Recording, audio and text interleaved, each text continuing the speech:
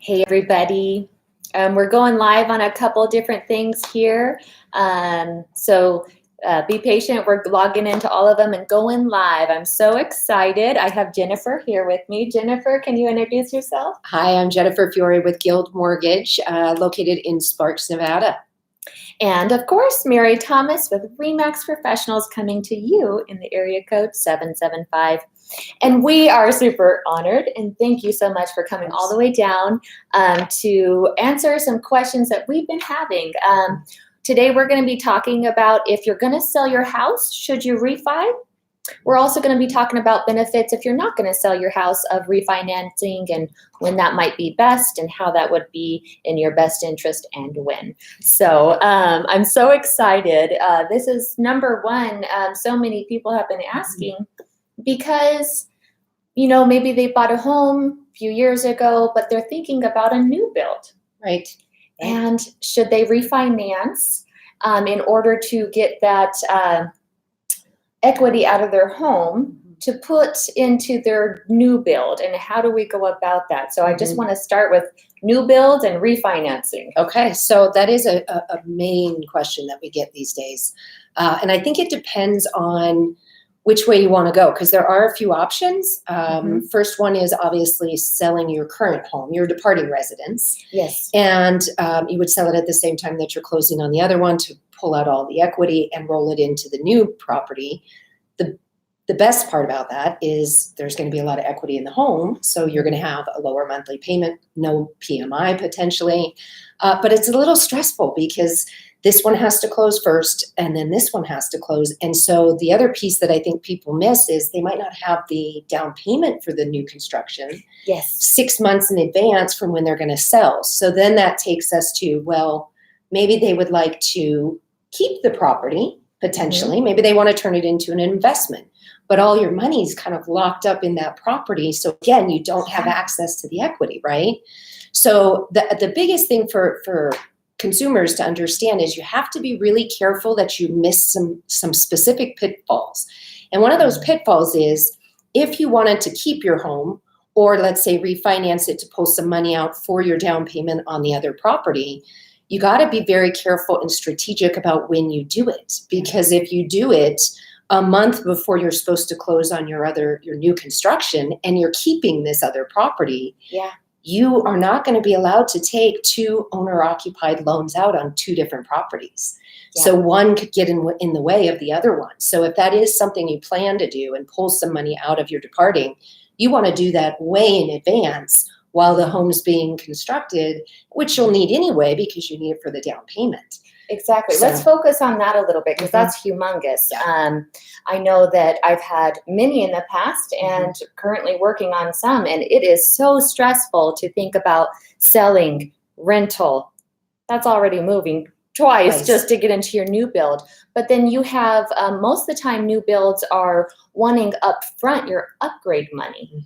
Right. So let's talk this out. How does this work? I get in contract on a new build. I have a house that I've had for at least 2 years, say.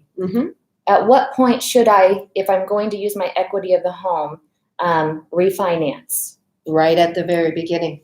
I would almost rather you do it prior to being in contract. If you have your eye on a property, you've gone to look at it with your agent and you know, okay, this is what we want to offer. We think we might have this much in upgrades that we want to do. Now you need to go sit down with the lender and say, how can I refinance my current home and pull this necessary money out now so that I can provide it to the builder, lock the property up, get into contract, and then 6 months later, when they finish building it, then you can actually take out a loan. So, because the key there is that occupancy and how consumers look at it is they think, well, I'm currently living in my property, so therefore it's owner occupied. That makes sense, right? But when you sign your loan documents, your deed of trust is outlining that your intention is you're going to stay in that property for 12 months.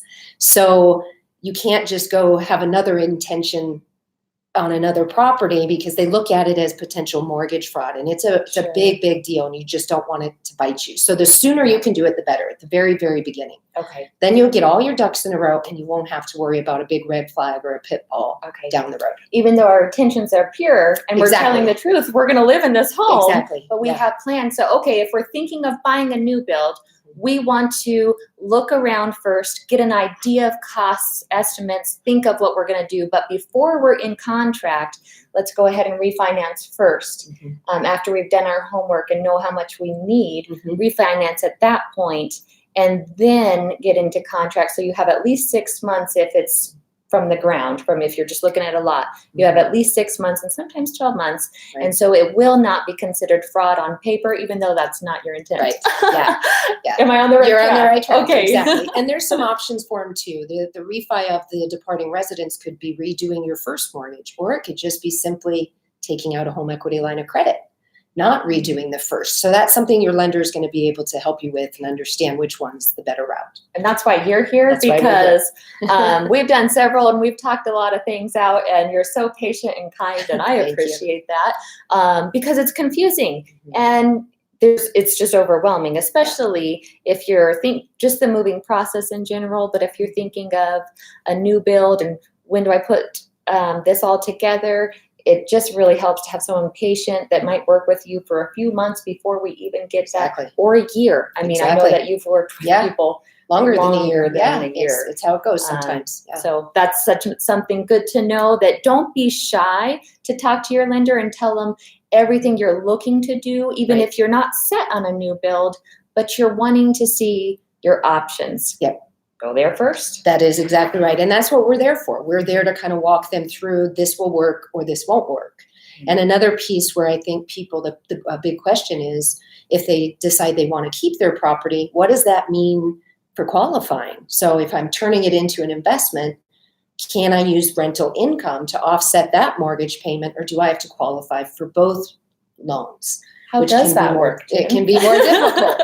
So if you're keeping it as an investment, they will allow you to use 75% of your gross rental income. They take out 25% for a vacancy factor. Okay. But some new rules that just came into play outline that it can't be more than just your house payment. So the rental income can offset the house payment, but it can't give you additional income. In some cases it can. If you've been an investor before, potentially you could use additional income. Okay. But if you are a first-time investor turning your departing residence into an investment property, it can only offset the mortgage. So if your mortgage is $1,000 and you're getting $1,500 in rent, they're not going to give you credit for the full $1,500. Okay. Even with the 25% vacancy. So that's where your lender is going to help again to go, yes, you can be an investor now and you can keep this property, which sometimes is how people springboard their portfolio into investing. So, but your lender is going to be able to sit with you, understand all the nuances of your income and go, this will work or this won't work. And again, if you do it at the beginning, then you know the path of where you're going. Do I sell? Do I keep it? Do I need to refinance to pull cash out? Or do I just sell them at the same time, which is stressful? And this just came to mind, so bear with me. Can you do all three? If you want to get a new home, but not sell your home, can you refinance, have that as a future investment, and still get that new home? Yes, you can. Possible? Yes, you can. Yes, you can. So that's that's where timelines really become important, because if, let's say you weren't finding a new construction, it was a resale and you wanted to get this done in 2 months, but you needed to pull the cash out of your departing residence. Again, it doesn't matter that you're currently living there, it's the intention. So you could refinance your current property as an investment, pull some cash out, and then use that money to buy a property in a shorter time frame. So yes, you can do that as well. Again, another good reason just to have some conversations. Now, we were talking about keeping your current home, and you talked a little bit about, in order to do that, how would you qualify for both? Other than that, what other things should they be looking for in? What are the pitfalls? What could happen during that? All that fun stuff there. The biggest pitfall is just not realizing that occupancy is important. So a quick example, we just had somebody I spoke with here in the last 30 days who had just refinanced their townhome. And of course, they thought it's owner occupied. I'm living there. So they took it as owner occupied. Yeah. A month later, they now want to go buy another property. But the investors, Fannie Mae, Freddie Mac, are going to struggle with that because you just closed on this property as owner occupied, and now you're saying you're going to go reside somewhere else. Right. So it can get in their situation. They have to wait 6 months. Oh, so when you refinance, the bank is looking at it as giving you a new loan. Correct. And when you're saying on paper, it looks very different than, like, I know when I'm reading this, it's very different than what we see behind the scenes and what the underwriters and everyone else are looking for. So that's just something really great to keep in mind and know. Just to say. It's better to know at the beginning than just have it hit you later. It really is. And it just takes a few minutes with a lender to go over kind of the ideas you may have. Should I keep it? Should I not? That all of this will come out, and then you can plan accordingly. It's not that it can't be done. You just got to do it the right way. That's all. And in the right order. Yeah.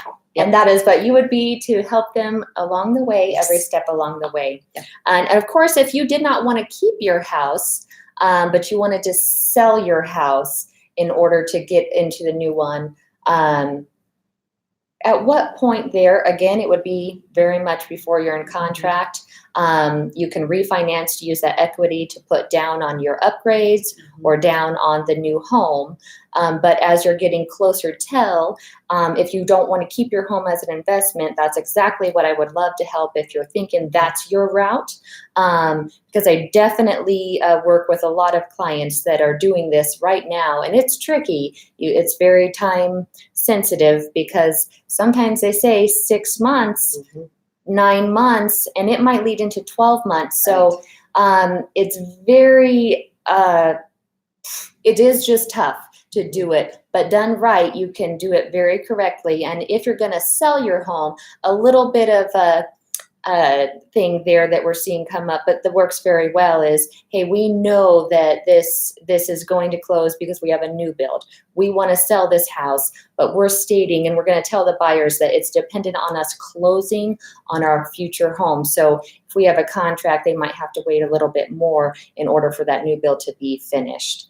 And putting it on the market in a timely manner in the time you need done is very important too, very strategic. All of it is, it seems like. It really, really is. It's a lot of moving parts, but that's what you have your agent and your lender for. We get to work together as a team to make sure that it's less stressful. And I'm glad you said team, because it's kind of interesting. It really has to go hand in hand. The lender and agent talk a lot back and forth to make sure we're getting everything that we need to the underwriter, to the right departments, making sure our time is correct. But we also do that with the title company as well. Right. If there's any other agents involved, new builds have their own agent as well that represent the builder, which is just great. And I have great relationships with a lot of those agents. And we all work together as a team for the end result. And communication, usually is the key. Definitely is the key. Well, I think we're going to take, before we take a little curve, would you say there's anything else we should look out for in the refinancing if we're not going to sell? Or is it just that main thing, time really matters when you refi? Time really does matter when you refi. Okay? That occupancy. It's just come up so often lately because so many people are thinking, I'll keep my home and just pull some money out, not realizing the problem it creates. Absolutely. So that's the biggest issue if you're planning to keep the property. If you're not planning to keep the property and sell it at the same time, it's a moot point because you could have refinanced it as owner occupied, but now it's been sold. So it's no longer still in your name. It's keeping it in your name. That's the issue. So that's, I've had a few too. I mean, it's come up that they've done it and it was such a huge headache, and maybe they lost a couple grand by their earnest money because they didn't realize that was the case. They did it, found agent, put their offer in, and nobody knew about that little the little piece there, Mhm. and then it came up in the underwriting Yep. portion of it. They look for that. And, They do pay attention. And unfortunately, you got to get out of contract, and sometimes, depending on how that goes, Mhm. you might get your earnest money back. You might not. Yeah. Just depends. Yep. So we're going to go a curveball. Maybe you don't want to sell. Maybe you don't want a new home, but Right. you bought 2 or 3 years ago, Mhm. at least 2 or 3 years ago, and the values are up quite a bit since then, which Right. is awesome and great. When we pull our equity out, would this help us with our interest rate, or what would be the purpose of refinancing if we bought 3 to 4 years ago? So the biggest thing we're seeing right now is interest rate. So just a quick run of numbers. Back in November of last year, so 12 months ago, rates were 5.5, 5.75. So they were high. And now they're closer to the 4% range. Mm-hmm. So just in a simple 12-month period, rates have dropped drastically. So that could be number one, lower interest rate to lower your payment. Or number two, you could use some of the equity that you've acquired over the last 2-3 years, let's say, and pull that some money out to pay off a much higher interest rate debt. So to give you an example, if let's say you had a $10,000 credit card with 18, 20 some percent rate, and you're paying $250 a month on it, if you pulled $10,000 out of your home, it's a $50 a month payment difference. So save $250 in order to for $50. Really, you're saving a net of $200 a month. That makes sense. And if we've only lived there 1 year, can we refinance to do that? You can. Okay. Yes, you can. Yeah. If we are refinancing, another benefit would be maybe to eliminate the PMI insurance. We're seeing a lot of that right now, especially for the people who owned about 2 years ago. They're coming in now and getting rid of the PMI. Yeah. Which so is now you have $100 a month. You have a twofer here. You have a lower rate and remove the PMI. So now you could save So you have 2 wins. 2 wins. Now you're saving $300, maybe $400 a month. It's a big deal. Yeah. So $300-400 for me is a big deal. Right. Yes. How long would we need to stay in our home for a refi to make sense?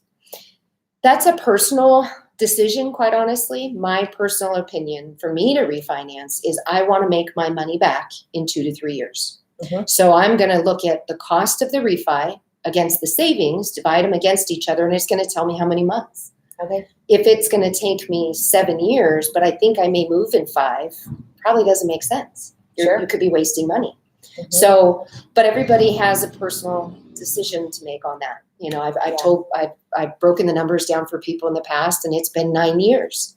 Right. And I personally wouldn't have done it, but they wanted to do it. So, okay. So it's really a personal decision, but I think a 2 to 3 year timeline is probably pretty normal. Yeah. With everybody that I talk to, when I tell them that's my personal one, they're like, that kind of makes sense, because you don't know in 2 to 3 years. Maybe you're going to be looking to buy another property. Maybe you're going to be relocating, so much selling. Can change. So much can change. Yeah. So the 2 to 3 year time frame for me personally is what I look for. But pretty average. Pretty average. But it's really simple to figure out. How much do you save monthly? How much does it cost? Divide them together, and that it'll tell you right there. Okay. Yeah. Again, it's, you can use it to your benefit to get you to your next destination. You can refi to get you lower interest rate and to take that PMI away. Yeah. Just a year ago, rates were, you were saying about 5%. Yeah, 5.5. And I know this would be a range, but so if I refi today at a $350 mortgage, could you have a range of what that would save me per month? Yeah, so we're seeing anywhere from $300 to $600 a month.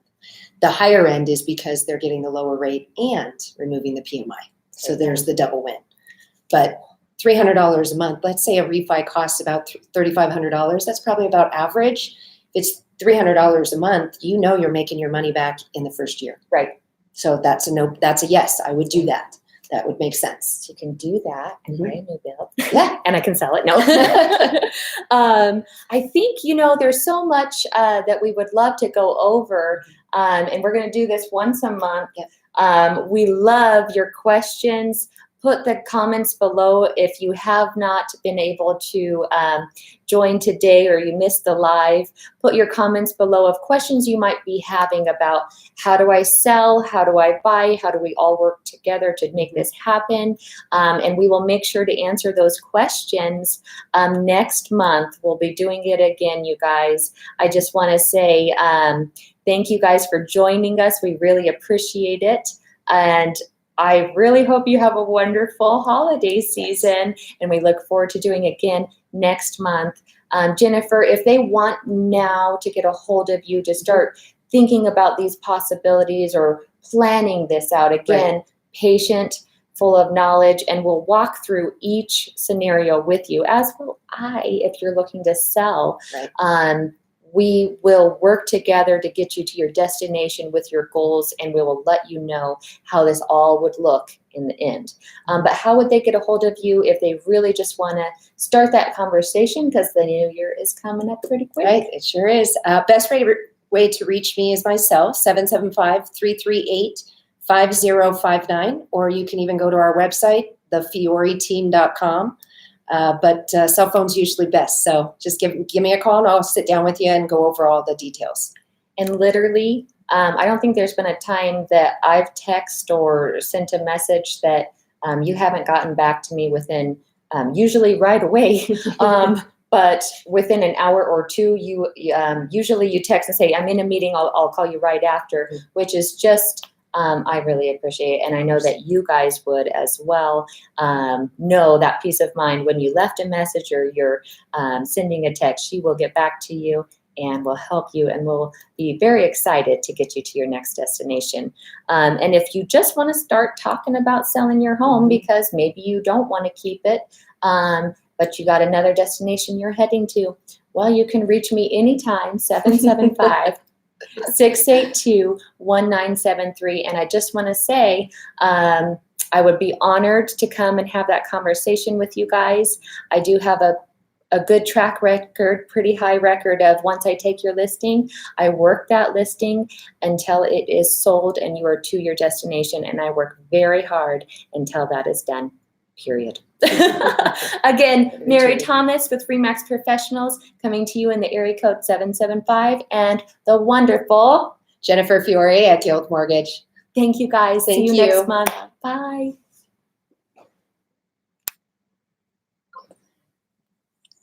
I love to talk to you guys soon. Cool.